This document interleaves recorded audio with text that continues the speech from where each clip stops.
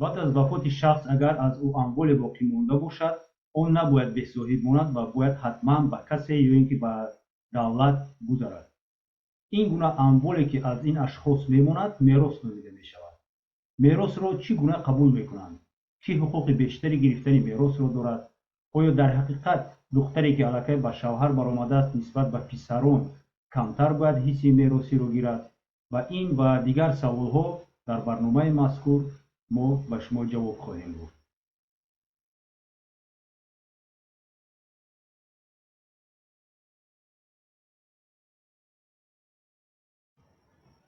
السلام علیکم تماشاگران محترم، من حقوقشناس جمشید یاروف میباشم.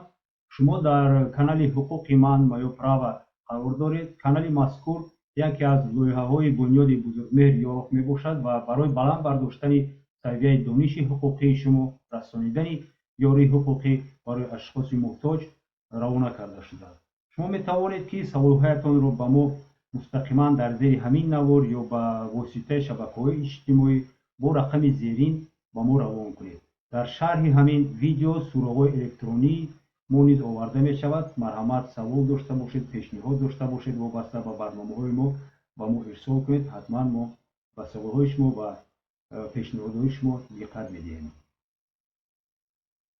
پیش از آن که به جواب‌ها شروع کنیم می‌خواستم کوتاه درباره میراث گفته گذارم، درباره مقررات میراثی گفته گذارم. این معلومات فکر می‌کنم که به شما خیلی هم ضرور باید باشد. اینک میراث گفته چی رو می‌نامند یا اینکه وارثی به اموال رو چی می‌نامند؟ مطابق ماده 1138 کودکس گраждани جمهوری تاجیکستان، کودکس گраждани قسم 3 جمهوری تاجیکستان آورده شده است که وارثی این گزارش حقوق اموالی و در حالت‌های پیش بینی نموده همین کودکس گраждани به دیگر شخص یا که به دیگر شخصان گذاشتن حقوق‌های شخصی غیر مال و ملکی نیز با اعتراف کرده می شود. در کدام اساس شخص حقوق به گرفتن میراث را دارد؟ شخص به گرفتن میراث در اساس وصیت‌نامه و یا که از روی قانون حقوق پیدا می کند. درباره وصیت‌نامه الکی معلوم است که اگر از شخص فوتیده وصیت‌نامه مانده باشد پس تمام اموال او طبق همین وصیت‌نامه باید بین آن اشخاصی که در وصیت‌نامه قید کرده شدند تقسیم کرده بشود و در بابت از روی قانون تقسیم کردن اموال شخصی فوتیده آن را در نظر دارند که اگر شخص در هنگامی در قید حیات بودنش از خود وصیت‌نامه نمانده است، در این حالت تقسیمات اموال از روی قانون تقسیم کرده می شود. این مقررات تقسیمات قانون در کودکس گраждани چیزی که گفتم در قسم سوم آن آورده شده است و از یک چند نقطه ها عبارت می باشد که در سوال ها شما آورده شده است و در همین برنامه همون در جواب ها ما به شما معلومات مفصل تر می دهیم. میراث در کدام حالت گشوده می شود؟ البته که میراث رو شما حق طلب کردن میراث رو از شخصی عین حال در قید حیات بوده طلب کردن اموال رو ندارید. این درست است. میراث فقط در نتیجه وفات شهروند یا که از طریق سود و طور قانونی فوتیده اعتراف کردن او گشوده می شود و پس از آن دیگر اشخاص نزدیکان او حقوق گرفتن اموال او اداره کردن اموال او رو پیدا می کنند. اینک می‌گذاریم به جواب‌ها و سوال‌های شما.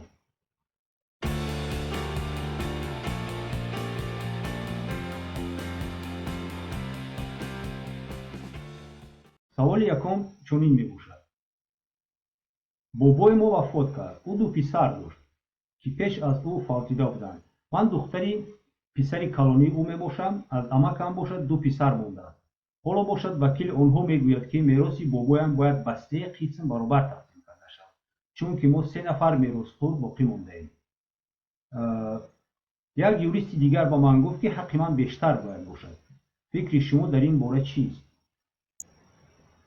از بس که پدر شما پیش از بابایتان وفات کرده است، شما چون نبیره بابا حق گرفتن میراث را به طریق حقوق پیشنهاد دارید. حقوق پیشنهاد در ماده 1169 کودکس گраждани جمهوری تاجیکستان شهر داده شده است و در قسم یکم آن عیناً آورده شده است که حصه وارث قانونیه که تا کشوده شدن میراث و یا در یک وقت با میراث گذار وفات کرده است، در اینجا پدری شما در نظر داشته می شود، با حقوق پیشنهاد به نسل های دخلداری او، یعنی که به شما میگذارد و بین آنها برابر تقسیم کرده می شود. از همین لحاظ سببی که بابای شما دو پسر داشت و باید که میراث بین آنها، یعنی این دو پسران برابر تقسیم کرده می شود به 50%، شما حقوقی به میراث پدر خود را دارید. حصه پسران امکانتون به میراث پدر خود، همین طریق شما حقوق گرفتن 50% میراث بابایتان را دارید و پسر امکانتان نیز حق گرفتن 50% میراث بابایتان را. از بس که پسر امکانتان 2 نفر می باشند، یعنی که به آنها 25% میرسد. از همین لحاظ شما طبق طلبات ماده 1166 و 1169 کودکس گراجدانی جمهوری تاجیکستان حق گرفتن بیشتری میراث را نسبت به پسر امکانتان دارید.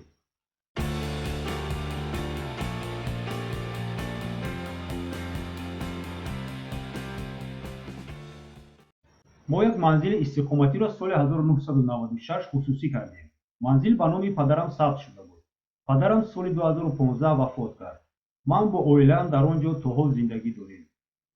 تا حال من منزل را به نام خود نکردم و نتایج هم نرفتم. میتوانم من حالا این خانه را چون میراث پدرم به پسرم بدهم؟ نمیتوانید. پسرتون پس از پدرتون یک باره گرفتن حق میراث را از روی قانون ندارد.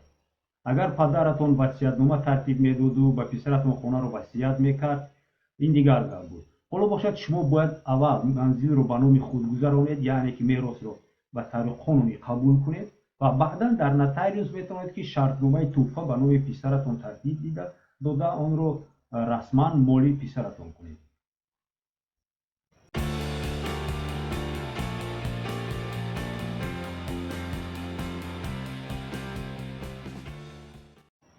ما پس از مادر فوتیده‌مون 3 فرزند هستیم. مادرم یک خواهر دارد. من میتوانم از میراث خود به فایده خاله‌ام دست کشم؟ البته میتوانید. شما حقوق دارید حصه میراثی خود را به منفعت دیگر اشخاصی که میراثگیر نوبت اول یا یک دوم یا سوم است گذرانید. این خواهش شما است، اراده شما است.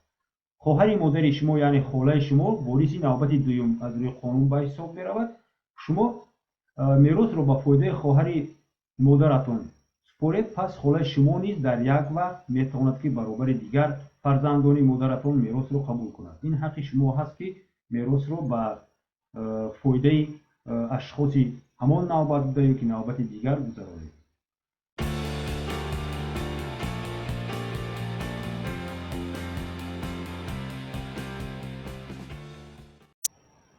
برای قبول کردن میراث به کجا مراجعت کنم و چی حجت‌ها لازم است؟ برای قبول میراث شما باید به نوتریوس محل جایگیرشوی اموال میراثی مراجعت کنید. عریضه باید نویسید، شهادتنامه اصلی مرگ نزدیکتان را، اینچنین یگان حجتی که مناسبت شما را به همین اشخاص نشان میدهد پیشنهاد کنید. شهادتنامه جای زیستی آخران مرحوم را و البته که شهادتنامه شخصی خود را باید شما به نوتریوس پیشنهاد کنید. این حجت‌های اساسی می باشد. اگر لازم باشد ممکن که از طرف نوتریوس باز یگان حجت دیگر از شما طلب کرده شود، ولی این حجت‌های اساسی هست که شما باید آن را گرفته به نوتریوس برای قبول عریضه، برای قبول میراثی به شما مانده باید مراجعت کنید.